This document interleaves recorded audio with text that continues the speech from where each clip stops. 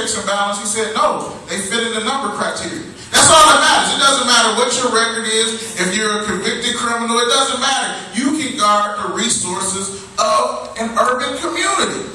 See, that's what it boils down to. See, Public Act 4 is amazing because it takes public dollars and puts them into private hands. Right. Public dollars into private hands. It's so amazing.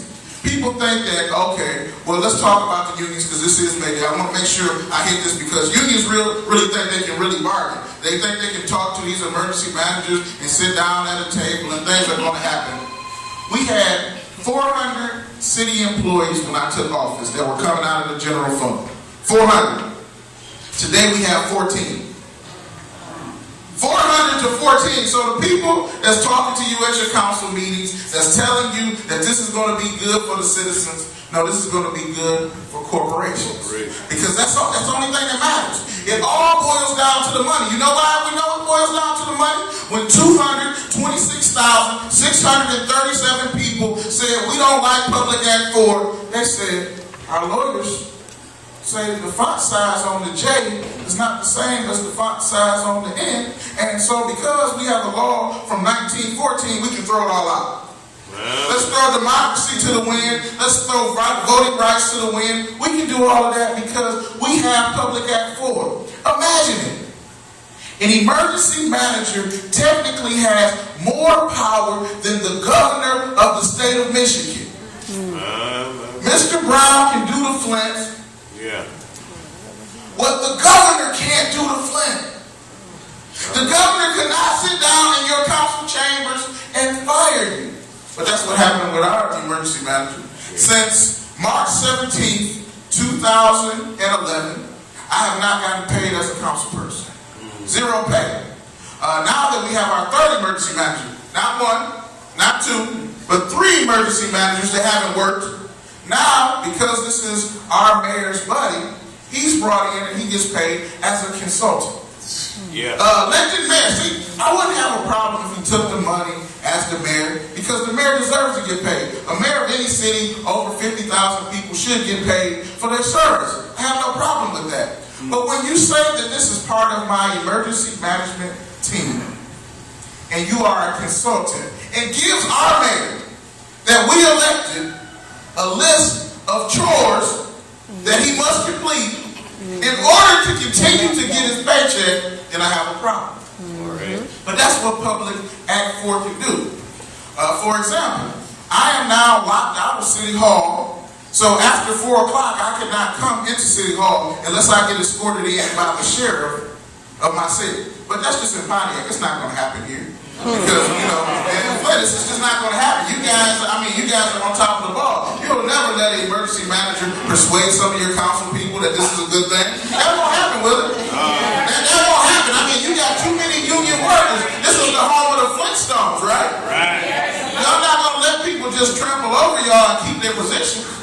Right. Well, in Pontiac, they have a recall going on for our mayor. I mean, I'm not an advocate of recalls, but certain times people have a right to speak. And the citizens decided that because the mayor is now part of Public Act 4, and Public Act 4 is corrupt, then he had to go. Now, I'm not making that as a suggestion to Flint. I'm just saying the people do have resources if you do not like what your mayor is currently doing. Right. If you don't like what your council person is currently doing, you don't have to wait to vote them out. A lot of people will fool you with that and say, well, if you just wait 2 more years, we just got in here, and if you, let me tell you what happened in 2 years. 90% of our city has been privatized, just in 2 years. In 6 months, they can wipe out whole departments, whole cities, whole contracts, because emergency management give you that power. Now, emergency managers, even though they have the authority of, God-like powers, they don't act like God. I got a private, certified piece of mail that said, as council person, I don't like what you're saying about me, and you need to change what's on your website, or else face consequences. He sent that to my house in certified mail, not my city mailbox office. He sent it to my house and said, this is what, because I want to give you a scare tactic. And they have the power. But after he sent me my letter, this is what he said. after being here and collecting $150,000 a month, I don't believe that I can fix Pontiac. So these are our two options. We can either go bankrupt or we can merge with Oakland County. And so he sent that letter to our county executive by the name of L. Brooks Patterson. L. Brooks Patterson said, well, Pontiac's not my problem, so I'm not going to bail him out, but we will take your water treatment facility for $55 million when it's worth over $200 million. But this is the problem with Public Act 4. It can never be applied evenly because nobody started off at the same point. Urban cities got their money from factories, GM, Ford, Chrysler, right?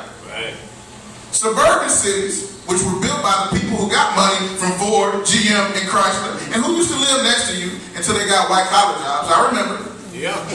They moved out. This is just Pontiac. I'm not going to talk about people in Flint because that would never happen. But they moved out to the suburbs where there was no infrastructure. So now they have to find a way not to pay the cities to use the services that the cities provide.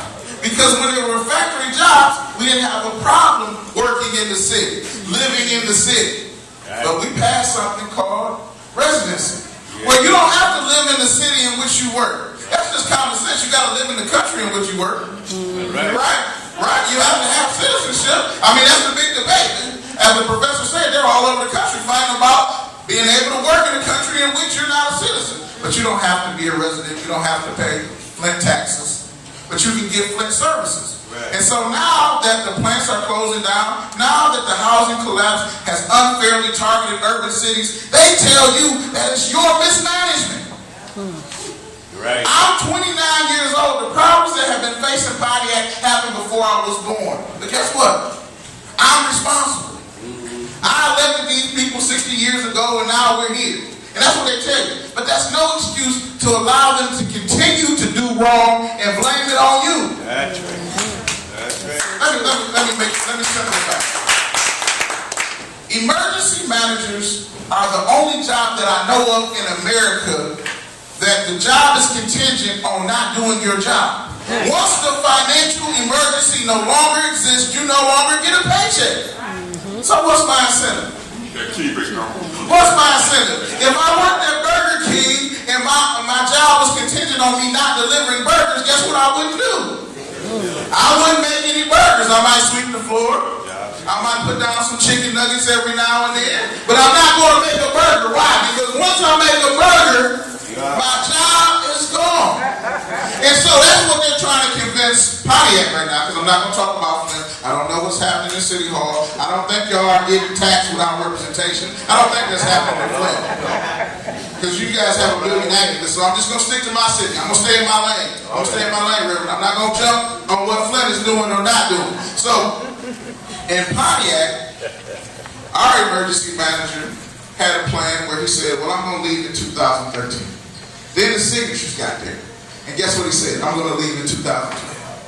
Why? Because they're only staying until the money runs out. But not just for them. Because they have contracts with no oversight. Right now, the law currently reads, because they got one amendment by our former state representative, that says that any contract over $50,000 has to go to this board to get approved, right? So what did they do? They wrote the contracts for $40,000 and called them professional services. So now there's no oversight. There's no board, there's no matrix. Our second emergency manager missed his budget by $6 million, and he was able to amend his plan. Let me talk to the union people. Have you ever been trying to build a car and the line stops, and then you just tell the boss, well, I'm going to amend the plan. I don't really want to put in steering wheels today. I just want to amend the plan, but I still want my paycheck. I still want my friends to get paid. I still want my family to get paid. Because what they have done is took public jobs, put them in private hands for private people with no accountability for the future. And this is what they tell you. This is the key.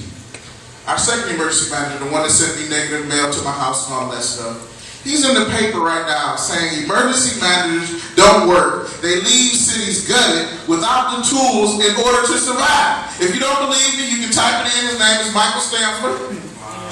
After he collected over $1 million and spent $2 million in legal fees trying to keep me out of office.